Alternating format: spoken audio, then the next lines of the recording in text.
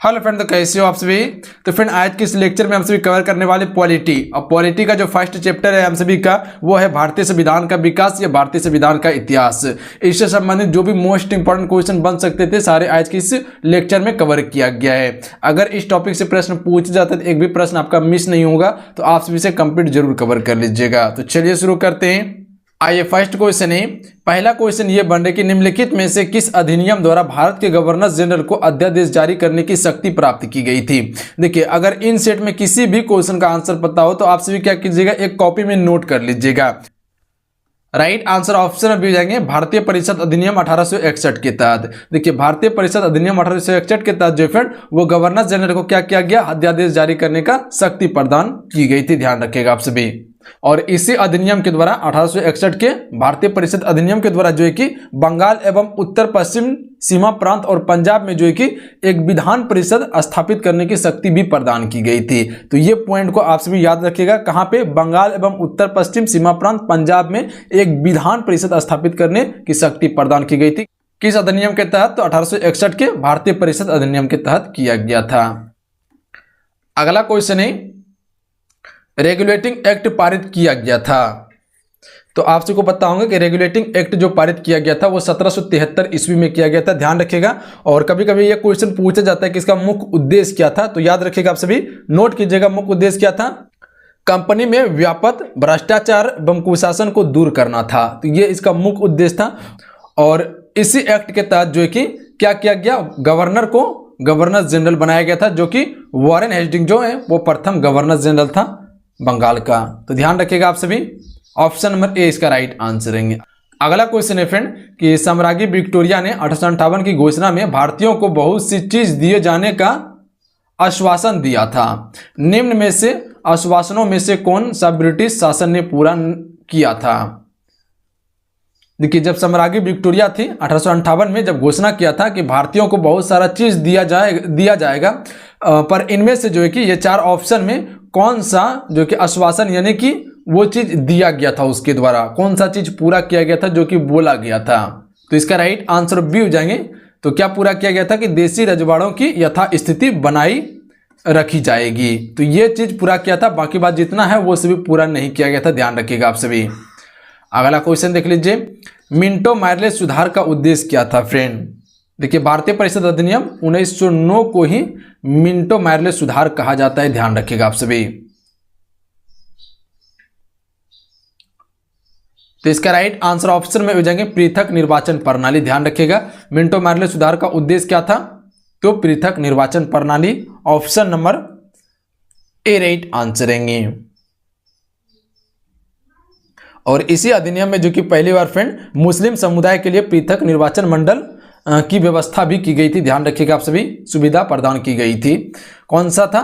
तो भारतीय परिषद अधिनियम 1909 के तहत या मिंटो मार्ले सुधार के तहत किया गया था। अगला क्वेश्चन देख लीजिए फ्रेंड, सूची 1 सूची 2 को सुमेलित कीजिए। देखिए, सूची 1 और सूची 2 दिए हुए हैं, मिलान कीजिएगा। इसका राइट आंसर क्या होगा?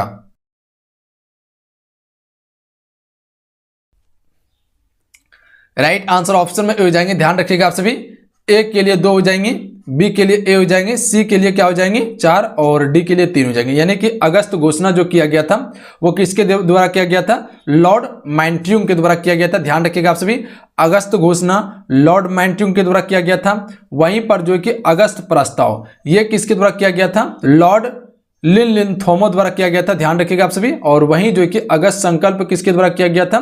तो सी का क्या है 4 है, यानी महात्मा गांधी जी द्वारा किया गया था। और वहीं पर प्रत्यक्ष कार्यवाही दिवस जो किया गया था तो डी का क्या है 3 है।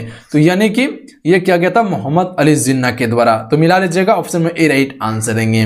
नोट कर लीजिएगा, अन्यथा कन्फ्यूजन होगा। अगला क्वेश्चन है, मार्ले मिंटो सुधार बिल किस वर्ष में पारित किया गया था? तो अभी आपको बताए थे कि भारतीय परिषद अधिनियम 1909 के तहत किया गया था। इसे ही हम सभी मार्ले मिंटो सुधार बिल भी कहते हैं। तो ऑप्शन में बी इसका राइट आंसर रहेगा 1909। अगला क्वेश्चन है, मुसलमानों के लिए अतिरिक्त निर्वाचन मंडल प्रारंभ में किसके द्वारा लाया गया था फ्रेंड? तो देखिए, ये लाया गया जो था वो मार्ले मिंटो सुधार 1909 के तहत ही लाया गया था। तो ध्यान रखिएगा क्वेश्चन क्या कहना चाह रहा है, क्वेश्चन को समझिए। मुसलमानों के लिए अतिरिक्त निर्वाचन मंडल प्रारंभ में किसके द्वारा लाया गया था? तो मैरले मिंटो सुधार 1909 के तहत। अगला क्वेश्चन है फ्रेंड कि B.R. अम्बेडकर और महात्मा गांधी के मध्य सन 1932 में हस्ताक्षरित पुनः समझौते में प्रावधान था। तो कौन सा प्रावधान रखा गया था दोनों के बीच में जब पुनः समझौता हुआ था 1932 में? तो कौन सा प्रावधान रखा गया था? तो यहां से आपसे दो क्वेश्चन सबसे पहले याद रखिएगा। पुनः समझौता कब हुआ था? 1932 में पुनः समझौता हुआ था। किसके किसके बीच में? तो अंबेडकर और महात्मा गांधी के बीच में हुआ था। यह क्वेश्चन पूछ जाता है, ध्यान रखिएगा आप सभी, और कई बार क्वेश्चन पूछा भी गया है। तो इसका राइट आंसर ऑप्शन में जाएंगे, निम्न वर्ग के लिए आरक्षण सहित संयुक्त निर्वाचन क्षेत्र का क्या किया गया था? प्रावधान किया गया था समझौता में। ध्यान रखिएगा आप सभी, ऑप्शन में डी राइट आंसर रहेंगे। आइए अगला क्वेश्चन देख लीजिए। अगला क्वेश्चन ये बनने कि भारत के गवर्नर जनरल को किस एक्ट के द्वारा अपने समिति के निर्णयों को अस्वीकार करने का अधिकार दिया गया था? अस्वीकार करने का अधिकार जो मिला था वो किस एक्ट के द्वारा मिला था? तो सी राइट आंसर रहेंगे 1786 का अमेंडमेंट एक्ट के द्वारा किया गया था। याद रखिएगा आप सभी, सी राइट आंसर रहेंगे। अगला क्वेश्चन है फ्रेंड, अगला क्वेश्चन ये बन रहा है कि 1946 का कैबिनेट मिशन 3 मंत्रियों में गठित था, निम्नलिखित में से कौन इसका सदस्य नहीं था? तो इसका राइट आंसर ऑप्शन में डी जाएंगे Lord Amery. Option number D right answer रहेंगे। देखिए लॉर्ड एमेरी जो था फ्रेंड वो क्या था? कैबिनेट मिशन का सदस्य नहीं था, ध्यान रखिएगा। जबकि लॉर्ड पेंथिंग लॉरेंस, एबी अलेक्जेंडर और सर स्टेफर्ड क्रिप्स ये सभी क्या थे? तो क्रिप्स मिशन के मंत्री यानी कि सदस्य थे, ध्यान रखिएगा आप सभी, जबकि लॉर्ड एमेरी नहीं थे। तो कैबिनेट मिशन कब आया था? 1946 आया था, जिसके तहत संविधान सभा का गठन किया गया था। तो यहां आप सभी गौर कीजिएगा। अगला क्वेश्चन देख लीजिए, कैबिनेट मिशन योजना के विषय में कौन सा सही नहीं है? तो राइट आंसर ऑप्शन में जाएंगे पाकिस्तान की स्वीकृति। ये कैबिनेट मिशन योजना के तहत जो है वो बिल्कुल सही नहीं है, गलत है, ध्यान रखिएगा आप सभी। सही क्या है? प्रांतीय समूहीकरण, ये बिल्कुल सही है। भारतीय सदस्यों वाला अंतरिम मंत्रिमंडल, ये भी सत्य है। संविधान निर्माण का अधिकार, ये भी सत्य है कैबिनेट मिशन योजना के तहत। तो सही नहीं है पाकिस्तान की अस्वीकृति। अगला क्वेश्चन देख लीजिए फ्रेंड। अगला क्वेश्चन ये है कि महारानी विक्टोरिया को भारत की सम्राज्ञी नियुक्त किया गया था। तो इससे पहले जो आपको क्वेश्चन करवाए थे कि महारानी विक्टोरिया को जब भारत की सम्राज्ञी नियुक्त किया गया था तो उस समय जो घोषणा किया था तो उसमें कौन सा चीज पूरा नहीं किया था? तो बताए थे आपको। तो वही बताया जा रहा है कि महारानी विक्टोरिया को भारत की सम्राज्ञी कब नियुक्त किया था? तो इससे पहले यह क्वेश्चन हो चुका था, 1858 ईस्वी में इसे नियुक्त किया था। तो यानी ऑप्शन नंबर इसका क्या हो जाएगा? डी राइट आंसर रहेगा। अगला क्वेश्चन देख लीजिए फ्रेंड। अगला क्वेश्चन ये बन रहा है कि 1909 में इंडियन काउंसिल एक्ट में किस बात की व्यवस्था की गई थी? तो राइट आंसर ऑप्शन में भी हो जाएंगे सांप्रदायिक प्रतिनिधित्व की व्यवस्था की गई थी। ध्यान रखिएगा 1909 के इंडियन काउंसिल एक्ट के तहत किया गया था सांप्रदायिक प्रतिनिधित्व की व्यवस्था। ऑप्शन में भी राइट आंसर रहेंगे। अगला क्वेश्चन देख लीजिए। अगला क्वेश्चन ये बन रहा है कि मैंटिंग-चेम्सफोर्ड सुधार में प्रावधानों का सार था। तो राइट आंसर ऑप्शन में भेजेंगे प्रांतों में दोहरा शासन। तो याद रखिएगा मैंटिंग-चेम्सफोर्ड सुधार में प्रावधानों का सार क्या था? प्रांतों में दोहरा शासन। देखिए मैंटिंग-चेम्सफोर्ड सुधार हम सभी किसे कहते हैं? तो भारतीय परिषद 1919 को कहते हैं। 1919 को हम सभी मैंटिंग-चेम्सफोर्ड सुधार भी कहते हैं, ध्यान रखिएगा आप सभी। और इसी के द्वारा द्विसदनीय व्यवस्था स्थापित किया गया था। अगला क्वेश्चन देखिए, क्वेश्चन नंबर 15 सूची दिया हुआ है, चलिए मिलान कीजिएगा आप सभी। ऑप्शन नंबर क्या होगा इसका राइट आंसर? तो देखिए बी राइट आंसर रहेंगे। ए के लिए 4 और बी के लिए 3 है, सी के लिए 2 है और डी के लिए 1 है। तो यहां हम सभी मिला लेते हैं। सूरत विभाजन, सूरत विभाजन कब हुआ था? तो यहां क्या है? 1 के लिए 4 है, यानी कि यह 1907 में हुआ था। ध्यान रखिएगा सूरत विभाजन कब हुआ था? 1907 में। उसके बाद जो है कि ध्यान रखिएगा लिख देते हैं यहाँ पे 1907 में सूरत विभाजन हुआ था। सांप्रदायिक अधिनिर्णय इसकी शुरुआत कब हुई थी? तो बी के लिए क्या है? 3 है, यानी कि ये 1932 में हुआ था। तो यहां लिख देते हैं 1932 में। उसके बाद क्या है? सर्वदलीय सम्मेलन। तो सी का क्या है? सी का है 2, यानी कि इसकी शुरुआत जो हुई थी 1928 में हुई थी। तो यहां लिख देते हैं 1928 में। उसके बाद क्या है आपका? पूर्ण स्वराज का संकल्प। तो डी का क्या है? 1, यानी कि 1929 में किया गया था। तो याद रखिएगा आप सभी ऑप्शन नंबर इसका क्या होंगे, बी राइट आंसर रहेंगे। सूरत विभाजन कब हुआ था, 1907 में। सांप्रदायिक अधिनिर्णय 1932 में। संवर्दलीय जो है कि 1928 में। और पूर्ण स्वराज का संकल्प 1929 में लिया गया था। तो बी राइट आंसर रहेंगे। अगला क्वेश्चन है, भारत का संविधान लागू होने तक स्वतंत्रता के पश्चात इसका शासन किसके अंतर्गत चलाया गया था।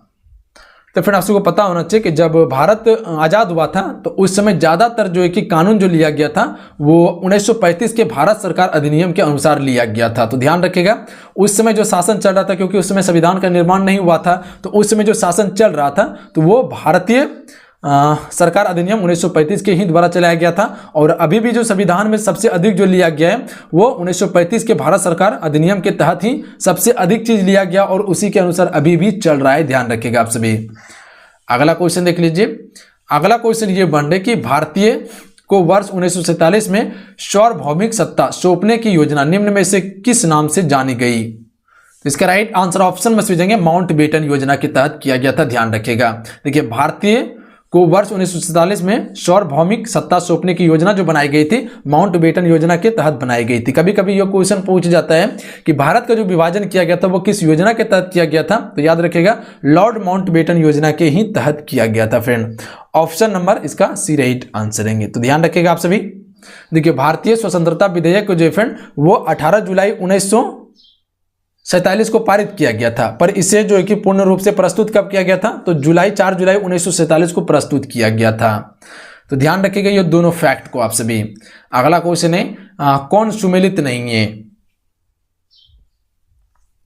तो डी राइट आंसर रहेंगे साइमन कमीशन भारत विभाजन से संबंधित है, ये बिल्कुल सुमेलित नहीं है। ध्यान रखिएगा। साइमन कमीशन कब आया था, भारत 1928 में भारत आया था। तो नोट कीजिएगा आप सभी। और जिसका विरोध जो है कि लाला लाजपत राय ने किया था, और जब विरोध कर रहा था, विरोध प्रदर्शन कर रहा था, तो उस समय क्या हुआ कि कुछ अंग्रेज सिपाही के द्वारा इसके माथे पे जो कि डंडा बरसाया गया था, इसके माथे पर लाठी मारा गया था, जिसके कारण से इसकी मृत्यु हो गई थी। तो वो साइमन कमीशन के विरोध में ही इसकी मृत्यु हुई थी। ध्यान रखिएगा आप सभी। पर भारत का विभाजन जो हुआ था ये लॉर्ड माउंटबेटन योजना के तहत हुआ था। मार्लेमेंटो सुधार सांप्रदायिक प्रतिनिधित्व से संबंधित है। भारत सरकार अधिनियम 1935 स्वशासन से संबंधित है। कैबिनेट मिशन संविधान सभा गठन से संबंधित है। अगला क्वेश्चन देख लीजिए। अगला सूची को मिलाना है। चलिए कोशिश कीजिएगा इसका राइट आंसर क्या होगा। देखिए, इसका राइट आंसर ऑप्शन में भी जाएंगे। 1 का 3 है, बी का 1 है, सी का 4 है, डी का 2 है और ई का 5 है। यानी कि भारत सरकार अधिनियम जो है 1919 जो है ये किससे संबंधित है, प्रांतों में द्वैत शासन से संबंधित है। यानी ए का जो दिया हुआ है वो 3 दिया हुआ है। ध्यान रखिएगा। भारत सरकार अधिनियम 1919 किससे संबंधित है, प्रांतों में द्वैत शासन से संबंधित है।